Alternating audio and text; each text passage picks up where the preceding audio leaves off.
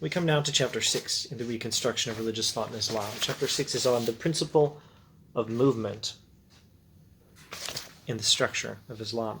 Now, this will be commentary on political philosophy. Now, I don't think that's likely to be a thorough summary of what is in Chapter 6.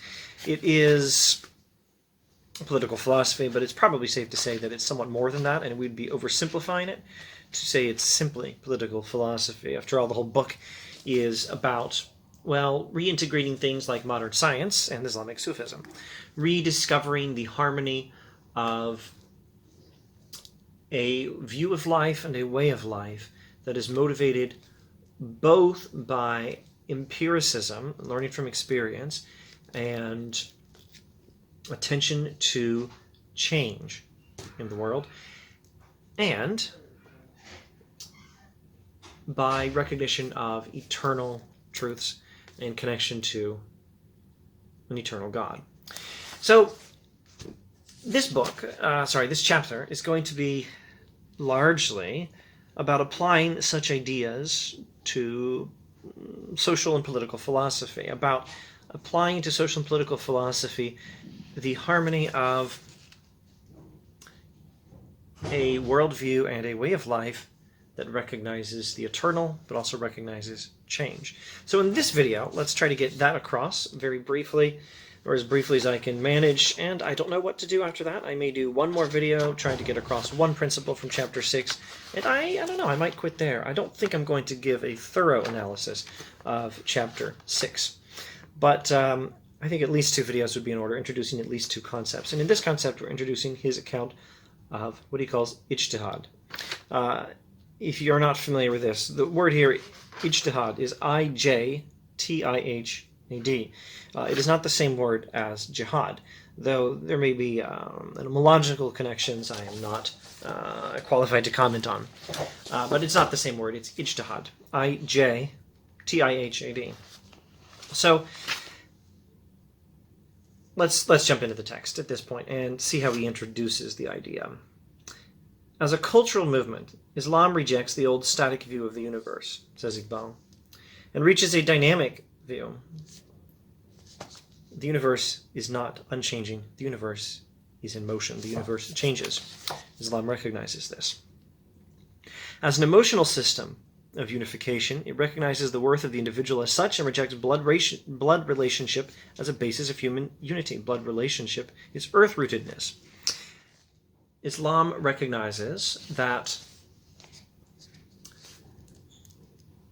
the harmony of human beings is not produced by blood relationship, but by something else.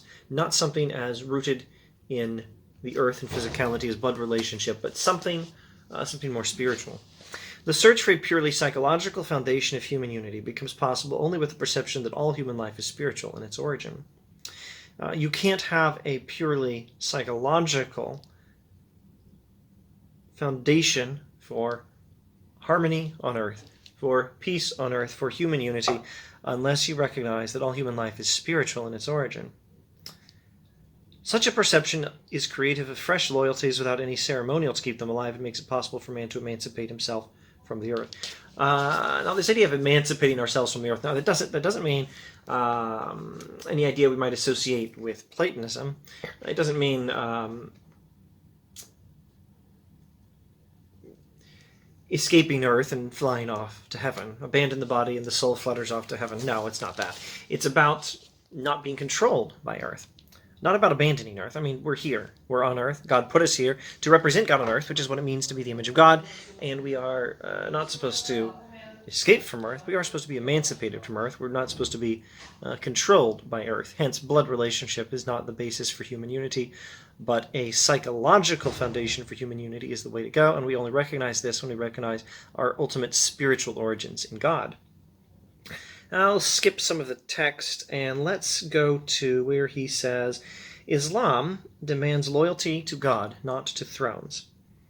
And since God is the ultimate spiritual basis of all life, loyalty to God virtually amounts to man's loyalty to his own ideal nature. All right, so first, Islam demands that we be loyal to God, not to thrones, not to some particular political entity.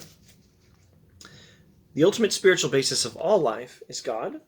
Loyalty to God means loyalty to our own nature. There's no conflict between human nature and loyalty to God. Now, to be loyal to God is to be loyal to the very reason our nature exists, the very foundation of our existence, the very basis of all life. So loyalty to God is itself loyalty to our own ideal nature. The ultimate spiritual basis of all life, as conceived by Islam, is eternal and reveals itself in variety and change. The ultimate spiritual basis of all life is eternal and reveals itself in variety and change. Now, this is building, of course, on earlier things. So find an earlier video in this series. I believe it'll be in the conception of God and the meaning of prayer, in that chapter, chapter 3, where he talks about God's eternity and creativeness. So God is eternal, and God reveals himself in variety and change. So there's two principles there. Variety and change is one principle. Eternity is another principle. We have to picture the world according to both principles, and we have to live in the world according to both principles, and that's going to be the point of this chapter. And this is how he's going to introduce the idea of ijtihad. I-J-T-I-H-A-D. A society based on such a conception of reality must reconcile in its life the categories of permanence and change. Those of us who recognize that ultimate reality is eternal but reveals itself through variety and change, those of us who recognize this must reconcile, actually rather a society that recognizes this, must reconcile in its own life permanence and change. Something about our life is permanent, but also some parts of our lives change. A society based on such a conception of reality must possess eternal principles to regulate its collective life, for the eternal gives us a foothold in the world of perpetual change. We must recognize eternal principles, otherwise we're just swept away with all the new changes. You need a solid foothold in a world of perpetual change. The world is constantly changing. The universe is in motion. The universe is in flux. Referencing old Greek philosophy, Heraclitus says you cannot step in the same river twice, if I remember correctly, but his disciple Cratylus points out you can't even step in the same river once. By the time the first part of your foot to touch the water has touched the water, let's say the second part, by the time the last of your foot has gone under the water, the river has already changed so much since the first part of your foot to touch the water that it's not the same river anymore. You can't step in the same river even once. There's so much change going on in the world. But there is such a thing as a solid foundation where you can set your feet. That is these eternal principles. So, a society must recognize the categories of permanence and change. It must have eternal principles to regulate our lives by, while also recognizing perpetual change. But eternal principles, when they were understood to exclude all possibilities of change, which according to the Quran is one of the greatest signs of God, tend to immobilize what is essentially mobile in its nature. Okay, so there's more than one proposition in that sentence. Let's take them one at a time. The Quran teaches that change is one of the greatest signs of God. And eternal principles, when we misinterpret them so as to exclude all possibility of change, the same eternal principles, when you misinterpret them that way, immobilize what is essentially mobile in its nature. Well, let me rephrase that. The life of society is essentially a life of change. It is a thing that is in flux, a thing that is in motion, a thing that is changing. And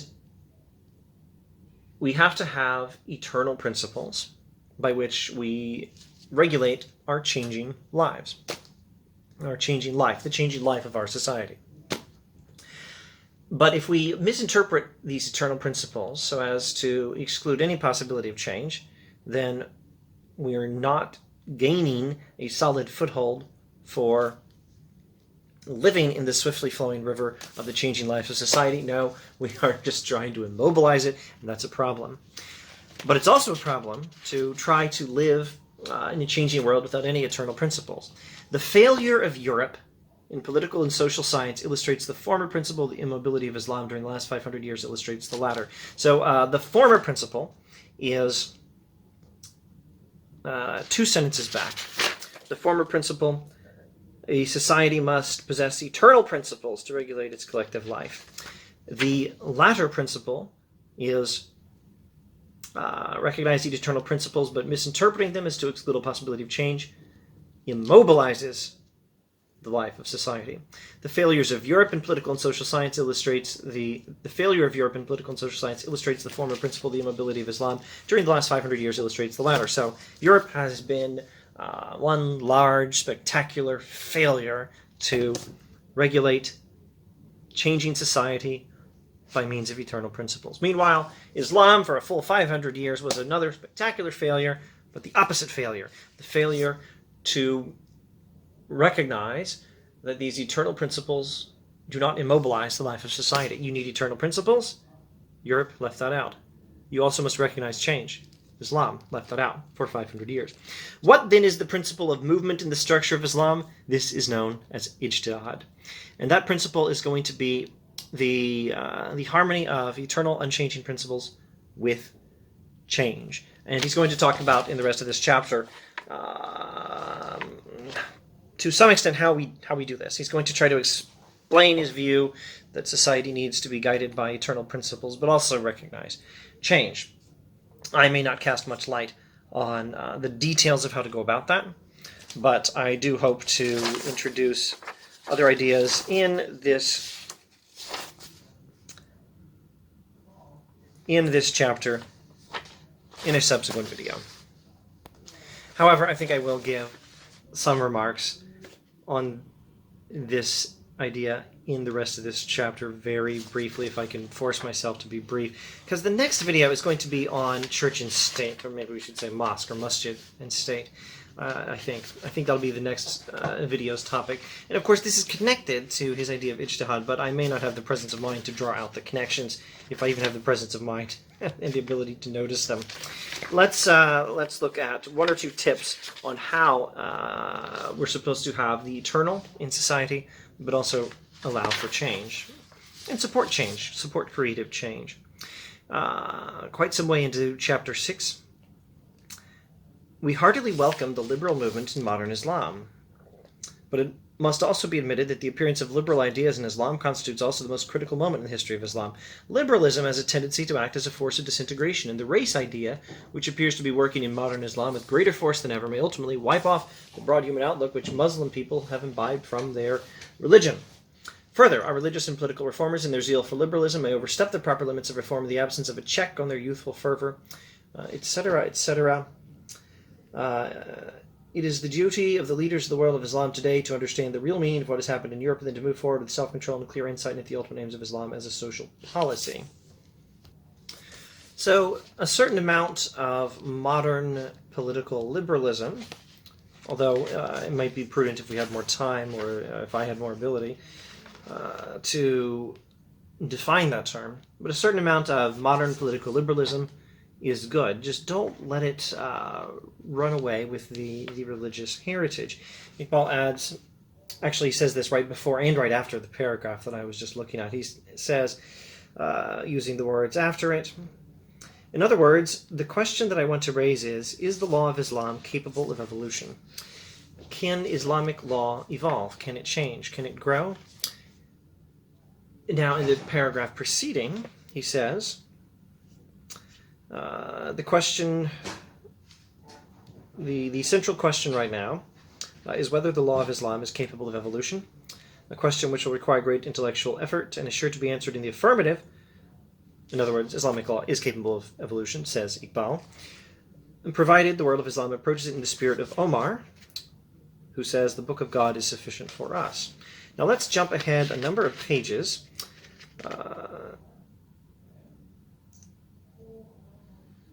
He's mentioning one particular legal tradition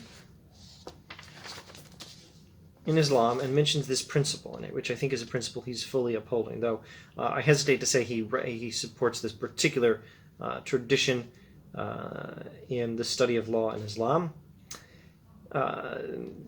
It's easy to read Iqbal and see him apparently agreeing with some principle from some philosopher or some school of thought in Islam, and then notice later, oh wait, he objects to that principle. He objects to that philosopher, that school of thought. He normally does. He'll object to one aspect of a philosopher, one aspect of a school of thought in Islam or something like that, while affirming the insight they have. So I'm pretty sure what we're getting here is, without pausing to see whether he criticizes this particular school, which is the school of Abu Hanifa. The modern Hanafi law scholar is the person he's talking about. I don't really know who Abu Hanifa is myself.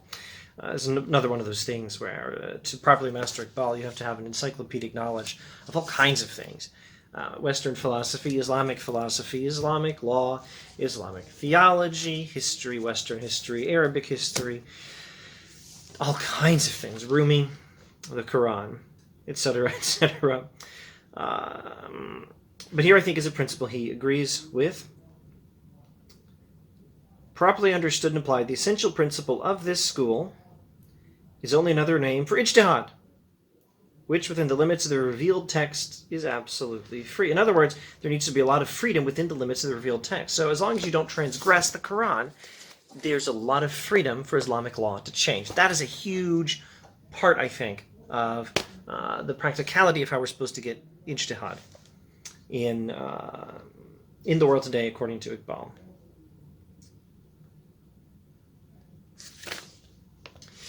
And now, tentatively, I think I'm going to do this. I'm going to end this video, and then in the next video, we'll look at his remarks on church and state, or if you prefer, masjid and state, mosque and state. And then in the next video, I'll probably do take one brief look at the end of chapter 6, without drawing all the connections to the previous analysis of church and state, or the previous analysis of ijtihad. Just look at his eloquent remarks at the end of chapter 6 on what the world needs today. It should be pretty interesting. But first, the church and state analysis in the next video. And until then, thank you for watching. See you later.